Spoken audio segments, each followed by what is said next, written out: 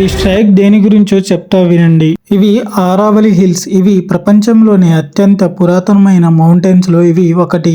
ఇవి దాదాపు 250 billions years ago నాటివని మన హిస్టరీ చెప్తుంది. అయితే మన సుప్రీంకోర్టు రీసెంట్ గా ఏం చెప్పిందంటే కేవలం 100 మీటర్స్ కంటే ఎక్కువ ఎత్తు ఉన్న కొండలను మాత్రమే ఆరావళి హిల్స్ లాగా కన్సిడర్ చేయాలి, మిగతాది 99 మీటర్ ఉన్న దానిని నాచురల్ ల్యాండ్ లాగా కన్సిడర్ చేయాలని చెప్పిల్లు. కానీ ఈ మౌంటైన్స్ లో 100 మీటర్ హైట్ ఉన్నవి 10% అండ్ 99 అండ్ బిలో హైట్ ఉన్నవి 90% ఉన్నాయి. ఇప్పుడు ఈ స్ట్రైక్ ఎందుకంటే మిగతా 90% మౌంటైన్స్ ని మైనింగ్స్ అండ్ బిల్డింగ్ కన్స్ట్రక్షన్ కి యూజ్ చేసుకోవచ్చని మన సుప్రీం కోర్ట్ పర్మిషన్ ఇచ్చేసింది. కానీ 800 మీటర్స్ ఉన్న ఈ మౌంటైన్స్ వల్ల చాలా సంవత్సరాల నుండి వేడి గాలులు, ఇసుక తుఫానులు మరియు గ్రౌండ్ వాటర్ ఇంప్రూవ్మెంట్ కి బాగా ఉపయోగపడుతున్నాయి. ఈ మౌంటైన్స్ ని డిస్ట్రాయ్ చేయడం వల్ల జైపూర్ నుండి ఢిల్లీ వరకు ఎన్విరాన్మెంటల్ ఇష్యూ వస్తాయని అక్కడి ప్రజలు స్ట్రైక్ చేస్తున్నారు.